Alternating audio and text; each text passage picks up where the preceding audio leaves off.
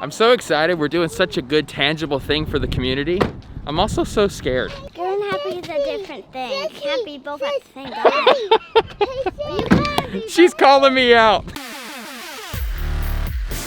We can have the blessing today. Quit waiting for God to finally give you that thing. God has given you himself, and I promise you it is way better, way more satisfying, and way more powerful than that thing when it ever comes. I'm very much in the beginning stages of my dreams right now, and I want to be able to document that journey. Oh, does anybody else remember that old intro? That is like super old school. Comment below if you do. It was on Documentary 100 when I made that one. I think I used it for like 100 episodes. Then I recognized it was too long, so I cut it out. Comment below if you do remember that. I hope you're being trustworthy here, and I will send you one of my new face masks for free. I'll pick one of you, which I hope I could find that mask to show you what it looks like. Anyways, I just ran 3 miles. I'm really battling with, I don't know, I don't want to play this up too much, but I have never given blood. This will be the first time. I don't like needles. I think I'm fine with it. I don't know. I'm more concerned about like passing out after.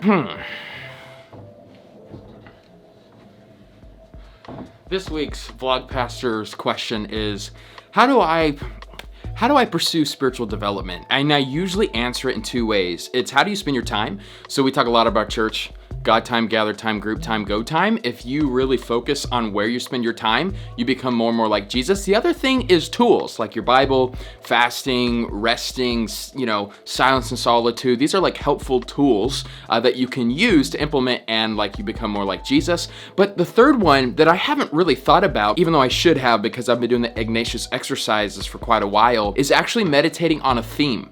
That a lot of times God forms us because he puts a theme in our life and you're supposed to process it and chew it and kind of interpret all of the world around that one theme. And the theme that I have been really thinking about a lot the last couple weeks, really even since coronavirus hit, but specifically the last 2 weeks or so, is this one. Church historians call it the false self versus the true self. I want to call it the full self versus the false self. What is the full self? I have the definition up here. My definition: full self is embracing all that God miraculously created you to be. When we are living in our full self, we are embracing, walking in what God has already done for us. But the reality is, the full self is hard for us to embrace. Why? Because what we have is the false self. And if we're not intentional with the false self, we won't be able to live in the full self. Here's the definition of false self. False self is chasing all that you meticulously crafted yourself to be. See the difference there? So I'm constantly battling the false self and the false narratives and how I'm trying to find my identity. Yeah, like I achieve significance based off of what I'm trying to teach myself is I receive significance from what Jesus has done. Well, I deserve more. No, a better perspective is I get to serve more. I'm motivated by fear. I'm motivated by love.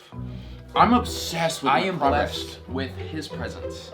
I obey, therefore I'm accepted. I'm accepted, therefore I do whatever it takes to get God's attention. No, a better approach is I do whatever it takes to give God my attention. Is my worth. His work is my work. You see the fight? Yeah, we're giving blood today, and I'm a little nervous about it. Hope I don't pass out. We're about to leave right now. My stomach hurts because of, my vlogger is nice. Your tablet's falling. Is that why are you done? Show yourself. There it is. Are you freaked out? No, I just hate needles. Can you film this? If they'll let me. I want to be in the room where it happened. Hamilton reference. The time has come. Here we go. Jordan wants to watch. Since it is your first time, I'm gonna take your chair back, okay? Okay. In case I pass out. Oh, so you know that Jordan actually feels compassion for me. If she's driving, she does not like driving. Anyways, it's done. To kind of button up this vlog, it's not nearly as bad as I thought. I was listening to the false self.